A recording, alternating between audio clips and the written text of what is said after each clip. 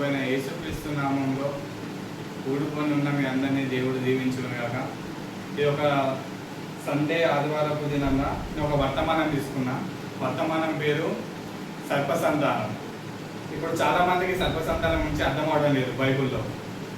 సరే, నేను ఈ యొక్క ఆదివారం సర్పసంతానం గురించి మాట్లాడాలనుకుంటున్నా.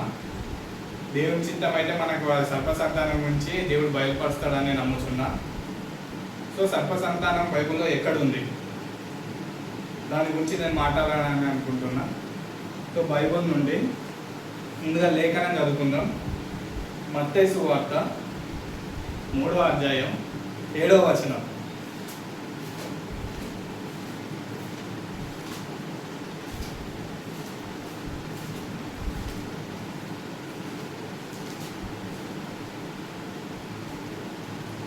మత్తయి సువార్త 3వ అధ్యాయం 7వ వచనం. ఇక్కడ బాప్తిసం ఇచ్చు యోహాను మొదటిగా, ఇక్కడ లేఖనం మీకు అందరికీ పరిచయమే, ఎక్కువ దీని గురించి చెప్పని అవసరం లేదని అనుకుంటాను. బాప్తిసం ఇచ్చు యోహాను ఆయన ఏ విధంగా ఆయన యొక్క పరిచర్య, ఆయన యొక్క ఇంట్రడక్షన్ అనేది ఈ యొక్క అధ్యాయంలో చూసుకుంటే 3వ అధ్యాయంలో మనం చూసుకుంటే తెలుస్తుంది. ఆ లేఖనం అంతా మనం తర్వాత చదువుకుందాం. డైరెక్ట్ సర్పసంతానం గురించి వెళ్దాం. మత్తయి సువార్త 3వ అధ్యాయం 7వ వచనం. అతడు అనగా బాప్తిసం ఇచ్చు యోహాను పరిసయ్యులలోను సద్దుకయ్యులలోను అనేకులు బాప్తిస్మము పొందవచ్చుట చూసి, సర్పసంతానమా, ఇది మొదటిగా బాప్తిసం ఇచ్చు యోహాను మాట్లాడిన మాట. వాళ్ళను సద్దుకయ్యులను పరిసయ్యులను పట్టుకొని సర్పసంతానం అని చెప్పి అనడం స్టార్ట్ చేశాడు. సో మొదటిగా బాప్తిసం ఇచ్చు యోహాను సర్పసంతానం నుంచి మాట్లాడుతున్నాడు.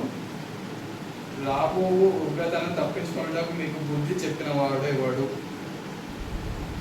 సరే, ఈ యొక్క లేఖనం అందరికీ తెలుసు. బాప్తిసం ఇచ్చు యోహాను కూడా కాదు, మనకి 3వ అధ్యాయంలో ఇక్కడ బాప్తిసం ఇచ్చు యోహాను పరలోక రాజ్యం సమీపించి ఉన్నది, మారు మనసు పొందుడని యూదయ అరణ్యంలో ప్రకటించుచుండెను. ప్రభు మార్గం సిద్ధపరచుడి, ఆయన త్రోవ సరళం చేయుడి అని అరణ్యంలో కేకవేయునొకని శబ్దమని ప్రవక్త అయిన యెషయా ద్వారా చెప్పబడిన వాడితడే. ఇది యెషయాలో రాయబడిన ఒక లేఖనం. ప్రభు మార్గం సిద్ధపరచుడి, ఆయన త్రోవలు సరళం చేయుడి, అరణ్యంలో కేకవేయునొకని శబ్దమని, ఇది ప్రవక్త అయిన యెషయా గ్రంథంలో రాయబడిన లేఖనం. అది బాప్తిసం ఇచ్చు యోహాను జీవితంలో మనకు కనబడుతుంది. ఆ ఒక లేఖనము యెషయా బాప్తిసం ఇచ్చు యోహాను జీవితంలో మనకు కనబడుతుంది.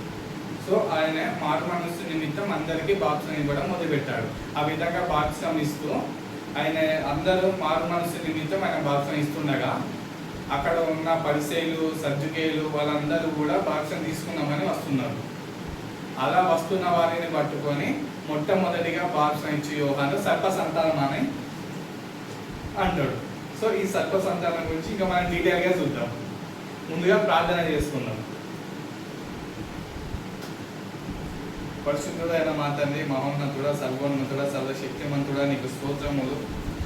మొదటిగా నీ రక్తం యుద్ధకు వచ్చి మా అతిక్రమలను, దోషములను, పాపములను ఒప్పుకుంటున్నాం తండ్రి. వాటన్నిటిని మరుపురాని సముద్రంలో పడవేసి ఇక ఎన్నడూ వాటికి మీ యొక్క ఆలోచనకు కానీ తండ్రి ఇక ఎన్నడూ మీరు జ్ఞాపకం చేసుకున్న రీతిగా నీ రక్తంలో ముంచివేసి మమ్మల్ని పూర్తిగా మా యొక్క ప్రాణాత్మ శరీరాలను తండ్రి నీ యొక్క స్వాధీనం ఉంచుకొని మా ఆత్మలను నీ రక్తం ద్వారా శుద్ధీకరించి నీ యొక్క పరిశుద్ధాత్మను మాకు అనుగ్రహించి ఈ యొక్క సర్పసంతానం మేము మాట్లాడించుండగా వాటిని వినగల మనస్సును గ్రహించే మనస్సును మాకు దయచేయమని ప్రార్థిస్తున్నాను. వినుచున్న ఒక చెవులను సున్నతపరచండి, బోధించున్న పెదవులను సున్నతపరచండి. ఎవరైతే ఈ వర్తమానమును గ్రహించవలసి ఉన్నారో వారందరూ గ్రహించి ఈ యొక్క సర్పసంతానము తెలుసుకొని ఈ యొక్క విశ్వాస జీవితంలో ఎదుగులాగా కృప అనుగ్రహించమని ప్రార్థిస్తున్నాను. మరొకసారి తండ్రి మీ ఆత్మచేత మమ్మల్ని అభిషేకించి గ్రహించుటకు మీ యొక్క ప్రత్యక్షతను దయచేయమని ఒక చిన్ని ప్రార్థన ప్రభు అయిన యేసుక్రీస్తు నామములో ప్రార్థిస్తున్నాను. ఆమేన్.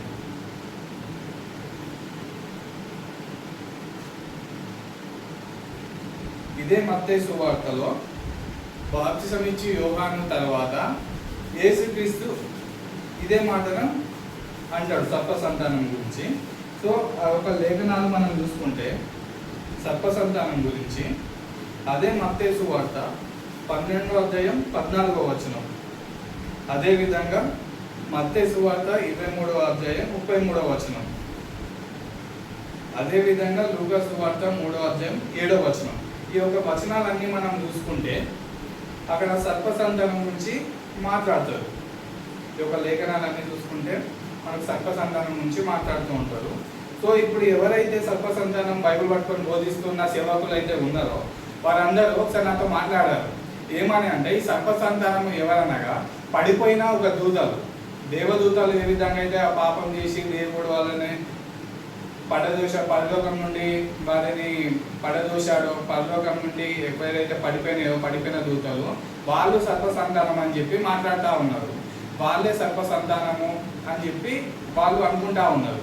అయితే నేను అడిగిన ప్రశ్నలు ఏంటంటే, సంతానం అనగా పుట్టిన వాళ్ళని సంతానం అని అంటారు. ఇప్పుడు సర్ప సంతానం అనగా సర్పం ద్వారా వచ్చిన సంతానాన్ని మనం సర్ప సంతానం అంటా ఉన్నాం. అదేవిధంగా దేవుని సంతానం అనగా దేవుని ద్వారా వచ్చిన సంతానం, అది దేవుని సంతానం. ఈ సర్ప సంతానం అనగా సర్పం నుండి వచ్చిన సంతానం. సంతానం అని ఎవరిని అంటారంటే ఒక తండ్రి నుండి వచ్చిన వంశావళిని సంతానం అని అంటారు. మొదటిగా అబ్రాహాముని తీసుకున్నాం. అబ్రాహాముకు పుట్టిన కుమారుడే ఇస్సాకు, ఇస్సాకు పుట్టిన కుమారుడే యాకోబు. ఇదంతా ఎవరి సంతానం? వీళ్ళంటే అబ్రాహాము యొక్క సంతానం. ఇస్సాకు అబ్రాహాము యొక్క సంతానం, యాకోబు అబ్రాహాము యొక్క సంతానం.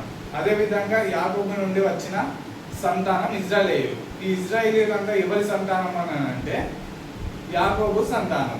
ఈ విధంగా తండ్రి నుండి వచ్చిన వంశావళిని సంతానం అంటారు. సో అదే విధంగా మనకి ఇక్కడ సర్ప సంతానం గురించి ఏమంటారు అంటే ఆయన సర్పం నుండి వచ్చిన సంతానం.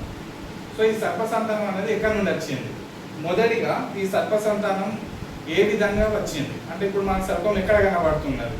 ప్రతి ఒక్కరికి తెలిసిన విషయం ఏంటిదంటే ఆదికాండం 2వ అధ్యాయం 3వ అధ్యాయాలలో ఈ యొక్క సర్పం అనేది మనకు కనబడతా ఉంటుంది. ఈ యొక్క సర్పం అనేది ఆదికాండం ఏదైనా తోటలోనే ఉన్నది. మనం బైబిల్ తెలిసిన ప్రతి ఒక్కరికి తెలుసు పాపం అనేది ఆదికాండంలోనే మొదలైంది. ఆదికాండంలో పాపం జరిగింది. ఆ ఒక పాపంలో జరిగిన ఒక పాపాలలో ఒక పాపమే ఈ యొక్క సర్పం చేసిన ఒక క్రియ. సర్పం ఏం చేసింది? ఆ పాపం అనేది ఎలా వచ్చింది? ఈ యొక్క సర్ప సంతానం ఎక్కడి నుండి వచ్చింది అనేది మనం ఇప్పుడు బైబిల్ చూడవలసి ఉన్నది. అనేక బోధకులు ఈ సర్ప సంతానం గురించి చెప్పక దాన్ని గ్రహించక వారి యొక్క సొంత సిద్ధాంతాలను ప్రవేశపెట్టి నిజమైన దేవుని వాక్యాన్ని గ్రహించకుండా తప్పుడు బోధలు చేస్తూ ఉన్నారు. వాళ్ళ యొక్క సుఖ సంతోషాల గురించి దేవుని వాక్యాన్ని వాడుకుంటా ఉన్నారు. ఇప్పుడు ఎవరైతే దేవుని సేవకులుగా ఉన్నారో వాళ్ళంతా వాళ్ళ యొక్క విశ్వాసాలను నాశనంలోకి నడిపిస్తూ ఉన్నారు. ఇప్పుడు మనకు మీటింగ్లు జరుగుతూ ఉన్నాయి. పాస్టర్లు అందరూ మీటింగ్లు పెట్టుకుంటా ఉన్నారు. ఆ మీటింగ్లో ప్రతి ఒక్కరిని వాళ్ళందరూ సమకూర్చుకొని వాళ్ళందరూ నరకంలోకి పంపించినట్టు చేస్తున్నారు. ఇప్పుడున్న పాస్టర్లు మనం చూసుకుంటే వాళ్ళందరూ వాళ్ళు చేసే బోధ అంతా వాళ్ళని గ్రహించక ఎవరైతే వాళ్ళ యొక్క సంఘంలోకి వస్తున్నారో వాళ్ళ విశ్వాసాలను గుడ్డితనం కలగజేసి వాళ్ళని నాశనంలోకి నడిపిస్తున్నారు. ఈ యొక్క సర్ప సంతానాన్ని వాళ్ళు బోధించకుండా, వాళ్ళు సర్ప సంతానం గురించి గ్రహించకుండా వాళ్ళు ఏం చేస్తున్నారు అని అంటే ఓన్లీ మీద వాక్యం చెప్పుకుంటా వెళ్తా ఉన్నారు. నేను నెక్స్ట్ అదొక టాపిక్ తీసుకుంటా, దేవుని చిత్తం లేకుండా దేవునికి ఒక సేవ చేయుట అనే వర్తమానం పైన నేను నెక్స్ట్ మాట్లాడాలనుకుంటున్నా. అందులో దేవుని సేవకునికి ఉండాల్సిన లక్షణాలు, సువార్థికునికి ఉండాల్సిన లక్షణాలు, వీటిపైన నేను మాట్లాడాలనుకుంటున్నా. దీని ద్వారా చాలా మంది నశించకుండా ఉండినట్లుగా దేవుడు వారిని పైన కృప చూపుతాడని నమ్ముచున్నా. ఇప్పుడు మన సర్ప సంతానం గురించి కొంచెంసేపు చూద్దాం. ఇదే సర్ప సంతానం ప్రతి ఒక్కరికి తెలుసు. ఆది కాండంలో పాపం జరిగిందని. ఆ పాపం ఏంటిది? దీనిని గ్రహించాలని చెప్పి ప్రతి ఒక్కరు దీన్ని బోధిస్తూ ఉన్నా కూడా దాన్ని వాళ్ళు గ్రహించలేకపోతా ఉన్నారు. ఇది సర్పం యొక్క సంతానం అంటే అది సర్పం ద్వారా వచ్చిన సంతానం కాదు, వాళ్ళు పడిపోయిన దూతలు అని చెప్పి వీళ్ళకి తెలిసిన జ్ఞానం, అది వీళ్ళకి తెలిసిన జ్ఞానం ద్వారా బోధిస్తూ ఉన్నారు.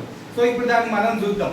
ఎందుకంటే డైరెక్ట్ స్టేట్మెంట్ మొన్న ఒకరు మాట్లాడారు దీనిపైన, సర్ప సంతానం గురించి. ఏమని మాట్లాడారంటే, ఆదికాండం 4వ అధ్యాయం తీసుకొని వారు ఏం తీసుకున్నారు?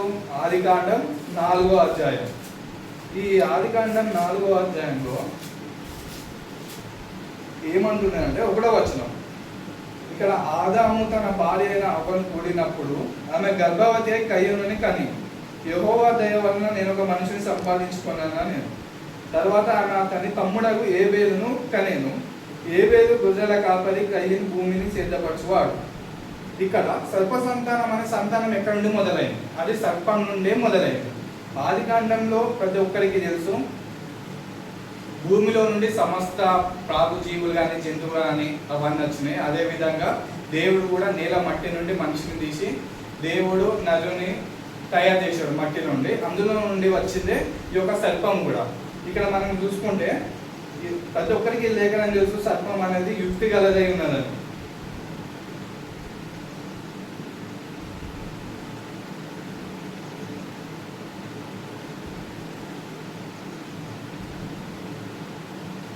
మనకి ఇక్కడ పాపం జరిగింది, ఒకసారి చూసుకుందాం. పాపం ఏ విధంగా జరిగింది అనేది మనం ఒకసారి చూసుకుందాం.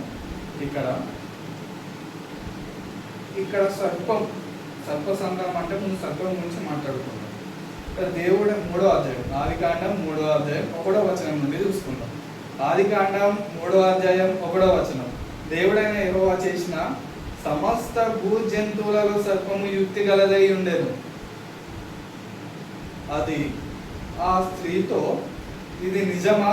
ఈ తోట చెట్లలో దేని ఫలములనైనా మీరు తినకూడదని దేవుడు చెప్పానా అని అడిగాను. ఇక్కడ మనకు క్లారిటీగా అర్థమవుతుంది సర్పము మాట్లాడుచున్నదని. సర్పము డైరెక్ట్గా మాట్లాడుచున్నది, డైరెక్ట్ స్టేట్మెంట్. ఇక్కడ వాక్యం దగ్గర ఏమంటున్నారు? ఇక్కడ ఏమంటున్నది సర్పం? స్త్రీతో, ఇది నిజమా? ఈ తోట చెట్లలో దేని ఫలంనైనా మీరు తినకూడదని దేవుడు చెప్పానా అని చెప్పి అడిగాను అంటే మాట్లాడుచున్నది. సర్పము దేవుడు శపించక మునుపు ఆ సర్పము యుక్తి గలదై ఉండెను, మరియు అది మాట్లాడుచున్నది. ఒక ప్రశ్న వేస్తున్నది. ఏం ప్రశ్న అడుగుతున్నది? ఈ తోట చెట్లలో దేని ఫలంనైనా మీరు తినకూడదని దేవుడు చెప్పానా అని అడుగుతుంది స్త్రీతో. అందుకు స్త్రీ, ఈ తోట చెట్ల ఫలములను మేము తినవచ్చును, అయితే తోట మధ్యనున్న చెట్టు ఫలముల గురించి దేవుడు మీరు చావకుండునట్లు వాటిని తినకూడదనియో వాటిని ముట్టకూడదనియో చెప్పెనని సర్పముతో అనేను. ఇక్కడ సర్పముతో అనేను, సర్పం యొక్క మనకు క్లారిటీగా అర్థమవుతుంది. ఇక్కడ సంభాషణ అనేది స్త్రీకి సర్పము జరుగుతూ ఉంది. జాగ్రత్తగా గమనించాలి ఇక్కడ. అందుకు మళ్ళీ సర్పం మాట్లాడుతున్నది, మీరు చావనే చావరు. అందుకు సర్పం ఏమంటున్నది? మాట్లాడుతున్నది డైరెక్ట్ సర్పం, మీరు చావనే చావరు. ఎలా అనగా, మీరు వాటిని దినమున మీ కన్నులు తెరవబడుననియు మీరు మంచి చెడ్డలను ఎరిగిన వారై దేవతల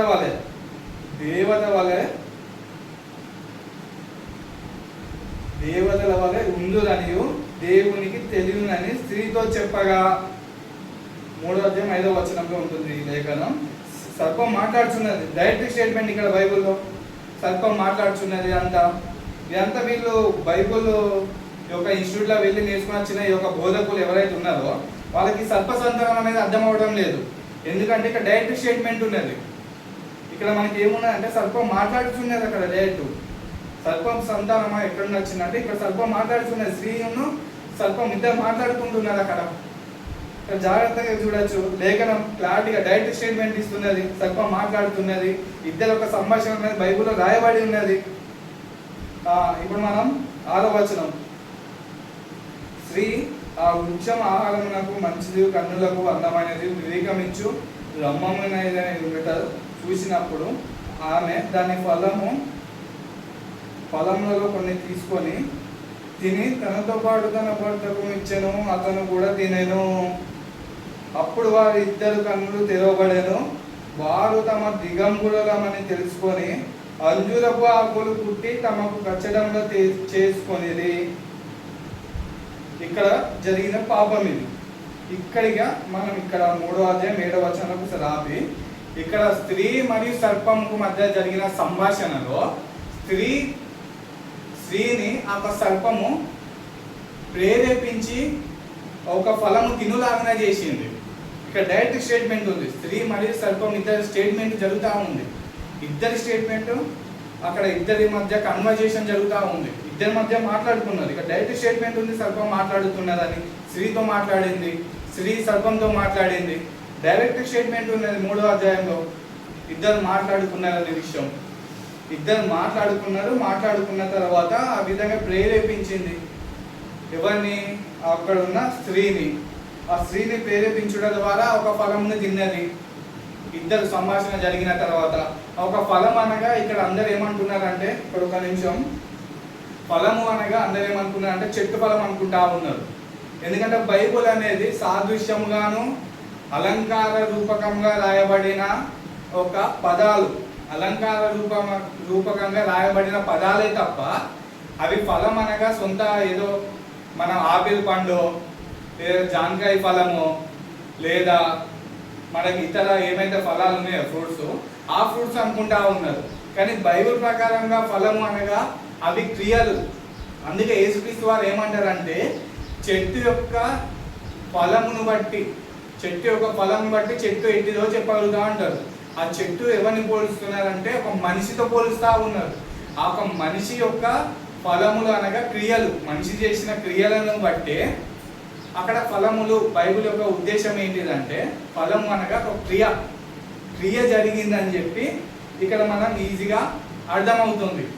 బైబిల్లో ఫలములు అనగా క్రియలతో పోల్చబడ్డది. దానికి అర్థము క్రియలు అని అర్థం. సో దీన్ని మంచిగా జాగ్రత్తగా గ్రహించాలి. ఒక్కొక్క లేఖనాన్ని మంచిగా గ్రహించినప్పుడే దేవుని యొక్క సర్ప సంతానం ఎవరు, దేవి సంతానం ఎవరు అని చెప్పి గ్రహించగలుగుతారు. సో జాగ్రత్తగా వినండి. ఇక్కడ 7వ వచనం వరకు మనం చూసుకుంటే వారిద్దరు ఫలము తిన్నారు. ఇక్కడ 7వ వచనం వరకు జరిగిన ఒక సంభాషణ ఏదైతే ఉన్నదో ఆ సంభాషణని 4వ అధ్యాయము 1వ వచనంలో మనం క్లియర్గా చూడవచ్చు. ఒక్కొక్క లేఖనం జాగ్రత్తగా వినండి. అయితే ఆ పాపం అనేది ఎట్లా జరిగింది అనేది 4వ అధ్యాయం 1వ వచనంలో మనకు తెలుస్తుంది. సో మనం 4వ అధ్యాయం 1వ వచనం నుండి చదువుకుందాం. ఆదాము తన భార్య అయిన హవ్వను కూడినప్పుడు ఆమె గర్భవతి కయ్యూనుని కని, యెహోవా దయ వల్ల నేను ఒక మనిషిని సంపాదించుకున్నా నేను. అక్కడ ఫలము తినడం అంటే అర్థం 4వ అధ్యాయం 1వ వచనంలో కూడడమై ఉన్నది. కూడడము మనం దాన్ని ఏమంటామనంటే ఫిజికల్ కనెక్టింగ్. సో ఆ ఫిజికల్ మనకు ఆదాము చేసిన పాపం ఏమనగా ఫిజికల్గా కనెక్ట్ అవ్వడం. దానికంటే ముందు సర్పం ద్వారా కనెక్ట్ అయ్యారు. ఎవరు? అక్కడ స్త్రీ. ఆల్రెడీ అక్కడ సర్పము మరియు స్త్రీ ఇద్దరు సంభాషణ జరిగింది. సంభాషణ జరిగిన తర్వాత ఆ స్త్రీ ప్రేరేపించింది ఫలము ఫలించేటట్టుగా, అంటే ఆ ఫలము క్రియ జరిగేటట్టుగా ప్రేరేపించింది. ఆ ప్రేరేపణ ద్వారా పుట్టిన వాడే కయ్యూను. దాని తర్వాత ఇదే ఒక ఫలము ఎవరి ద్వారా చేయబడి ఆ ఫలము ఆ క్రియను ఎవరు నేర్పించిందంటే అవ్వ ఆదాముకు నేర్పించింది అన్నమాట. అందుకే ఆదాము తన భార్య అయిన అవ్వను